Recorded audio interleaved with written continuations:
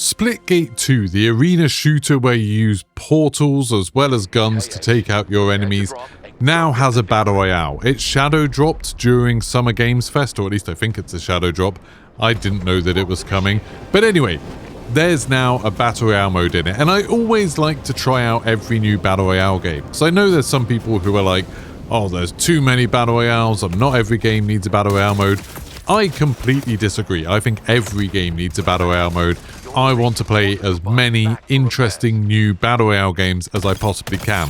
I might not enjoy them all, but I definitely want to try them out, and I want to see some new, fresh ideas. You know, we've been playing Warzone and Apex and Fortnite and PUBG for years and years now. I like to see someone try something new. And that is probably the best thing about Splitgate 2 Battle Royale, is that it is definitely doing something new with these portals. You can put down portals, your teammates can put down portals, your enemies can put down portals, and they work just like they do in the game Portal, where you go in one and you're going to come out of the other with all of the momentum and everything. In the team-based arena shooter that's Splitgate 2, like the main mode of it, it works pretty well because a part of the game is always trying to keep track of what the enemy team is doing. You know, normally you have an objective to fight over, and you're trying to keep track of how your enemy's moving around, and surprising the enemy by appearing behind them with a portal is a big part of what makes the game really interesting. In Battle Royale, it's super confusing, especially at the very beginning of a game where everyone drops in. Sometimes there'll be like 3 or 4 teams all drop in one area, and there's portals going absolutely everywhere. It's chaos, and you can get gunned down without ever having an idea that someone's near you. You do get like a sound cue that took me a few games to learn, that an enemy's opened a portal near you. It's like this sort of like fizzing sound. But when there's loads of teams, and each team's got 4 players in it, there's no solos or anything like that in this at the moment. When there's like 16 players around you and they're all firing off portals constantly, it's almost impossible to know that somebody's opened up a portal behind you. And for me at least, that chaos is probably the worst part of Splitgate 2 Battle Royale. This is already a game where the time to kill feels incredibly fast. Like, you can die super fast, especially with some of the precision weapons. You do have shields and stuff like that, a bit like armor in Warzone or the shields in Apex. But some of the guns do an insane amount of damage. And it is one of those games where you can just get kind of better guns. You know, you get different rarities of guns, different rarities of shields. Someone can get lucky and find a really powerful gun early on and just absolutely destroy you from a long way away. And if they can also do that by opening a portal behind you and then shooting you in the back of the head, even if from where you're standing, they're in cover from you and you can't see them at all, that can be quite frustrating, and kind of compounding that problem of a fast time to kill and lots of enemies throwing portals up around you so you don't quite know where they are. You can only see through portals when you're the one that threw them down. You can only see through your own portals.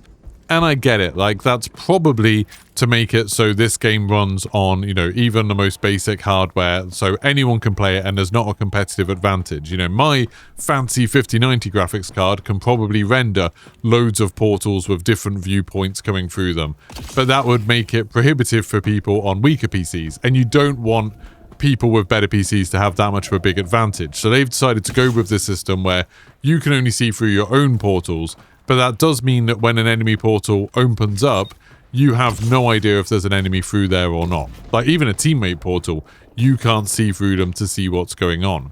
Now, onto the good side of having portals in this game. It obviously leads to some really interesting strategies. You know, you can hang back and be sniping, but if you see an enemy go in cover from, you know, your sniping, your field of view, you can sometimes get a flank on them by putting a portal somewhere off behind them or to the side, and then you might be able to snipe from through that, or you might just be able to hop through with an SMG and kind of take them unawares. The best moments I've had in this game have been when someone's running away from me, and I've been able to chase them, and they're trying to use portals to get away, and I'm using portals to come after them.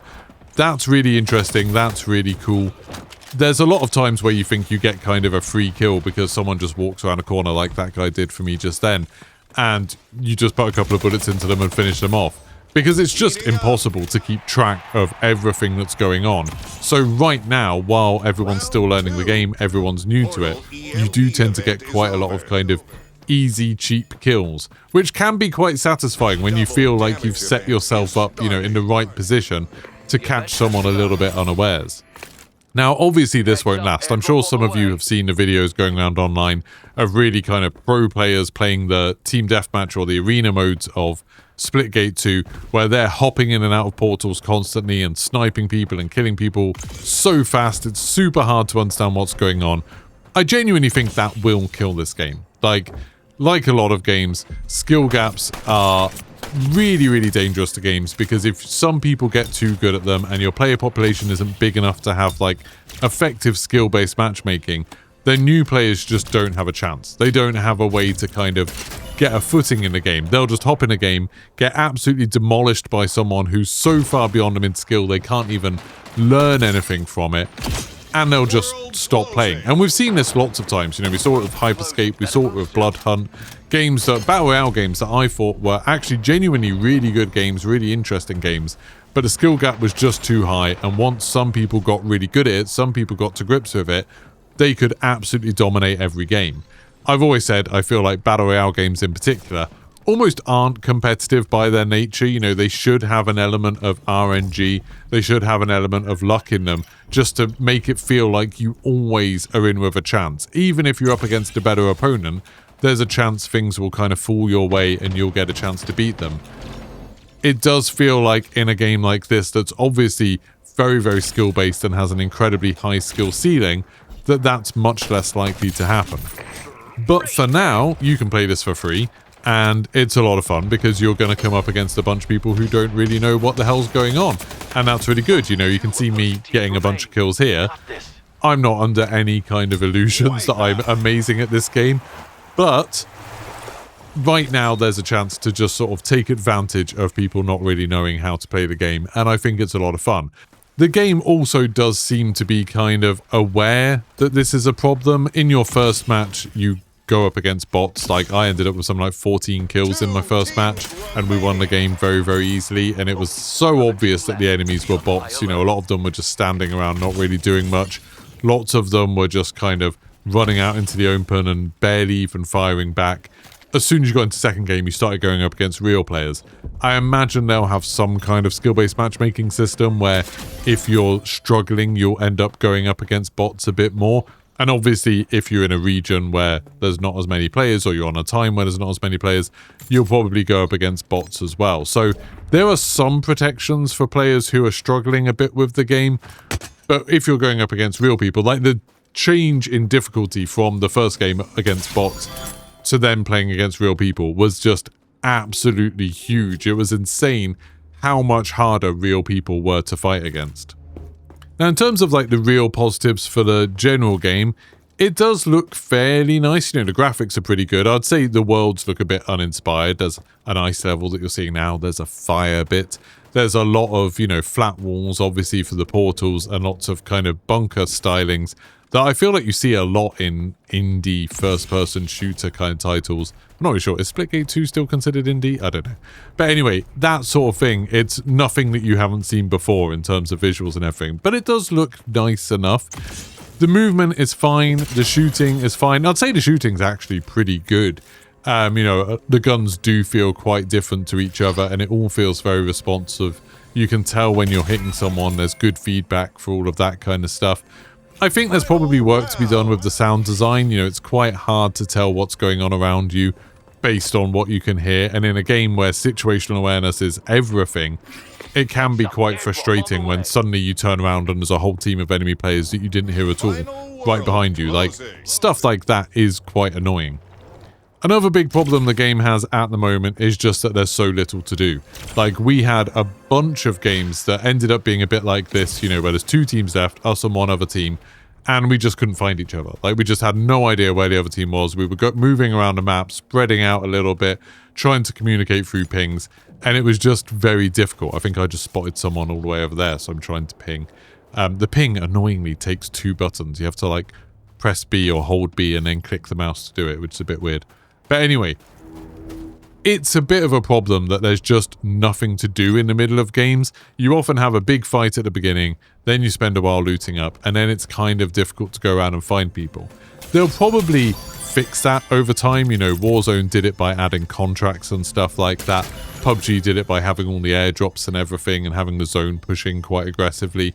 There's ways to make it so people are pushed together, but right now it feels like there's a lot of dead time in the middle of games, which is really saying something because matches are quick. Like, matches take about 15 minutes. They're over in a heartbeat, really, compared to a lot of Battle Royales. But it just feels like the pacing is very, very slow right now, with nothing interesting to do at all in between. You know, there's no contracts, there's no sort of challenges or interesting stuff to do that's outside of just fighting the other players around the map. And that is my overall impression of this, really, is that this is trying to be a competitive Battle Royale where the focus is entirely just on PvP fights and trying to make those fights interesting with the portals. And I don't think that sort of game is for me. I'm sure there'll be some people who really enjoy this kind of thing. You know, there's some people who care a lot about sort of learning a new skill, learning a new game. I can't believe I survived that. But yeah, there's definitely a group of people who really enjoy that kind of trying to perfect a new game, and I think they'll probably get the most fun out of this. For someone like me who's a bit more of a casual player and just wants to play a game to have fun and sort of have a fun experience, go on a bit of an adventure in every game, every match does feel quite samey, to be honest. And like I said, I think it's just a matter of time before the sweats really get to grips with this and learn how to maximize it. And with the player population already being quite low, I think on Steam charts there's like 1,500 people playing this, even though it's free. I think getting away from those people who are really good at the game is going to be quite difficult. If you enjoyed this quick look at Splitgate, make sure you leave a like on the video. Let me know what you think about it in the comments below. Don't forget to subscribe, and I'll see you for the next one. Goodbye.